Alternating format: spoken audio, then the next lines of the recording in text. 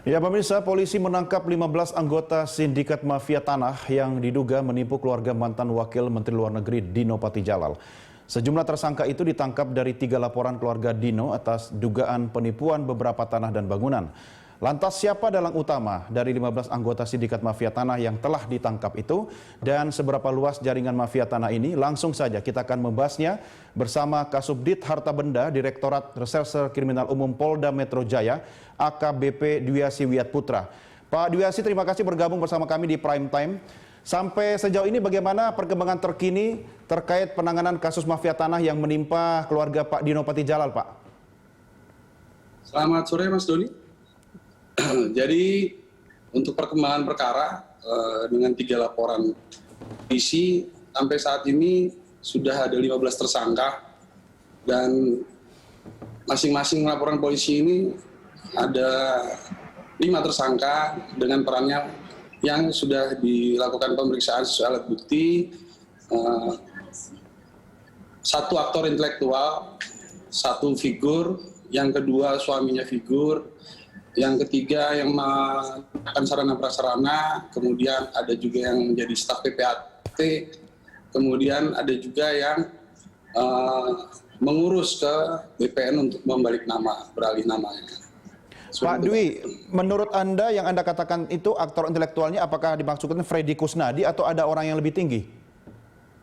Jadi untuk aktor intelektual sesuai dengan alat bukti, itu materi penyidikan Mas, cuma perlu dijelaskan Freddy Kusnadi termasuk salah satu aktor intelektual.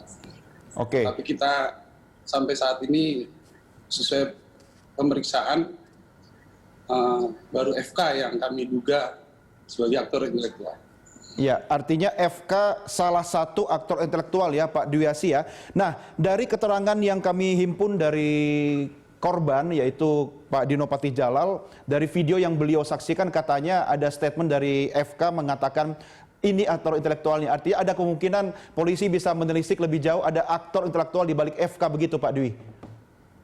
Ya, sampai saat ini masih dilakukan pemeriksaan untuk kami melengkapi alat bukti. Jadi apa yang diucapkan itu harus didukung dengan alat bukti, Mas. Ya, Pak Dwi, polisi telah menangkap 15 anggota sindikat mafia tanah. Nah, kalau kita bicara tentang modus operandinya, seperti apa Pak?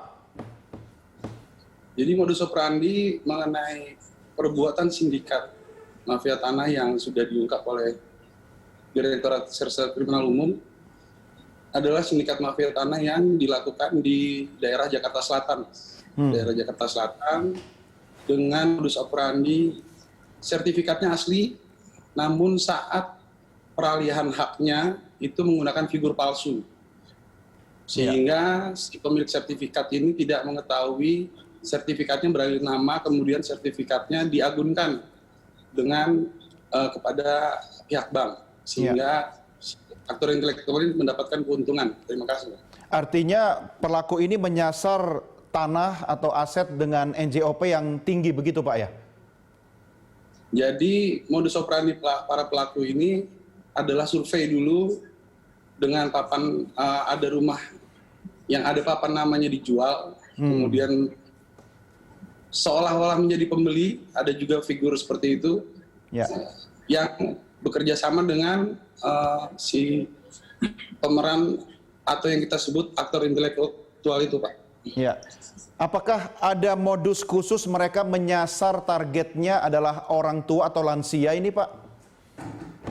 Belum sampai ke situ, jadi kami baru temukan sesuai dengan laporan yang kami terima kepada pihak yang menjual dengan papan nama. Jadi ada rumah, ada papan namanya, dia didatangkan oleh si surveyor atau pembeli. Ya, Pak Dwiasi, sampai saat ini apakah polisi kemudian memperluas istilahnya penyidikannya terkait dengan adakah indikasi mungkin keterlibatan pihak-pihak dari PPAT atau mungkin BPN begitu Pak? Atau oknum misalnya? Untuk pemeriksaan lagi dilakukan Mas, lagi kami dalami, jadi nanti akan diberitahukan bila ada kemungkinan-kemungkinan sesuai dengan alat bukti yang kami dapatkan.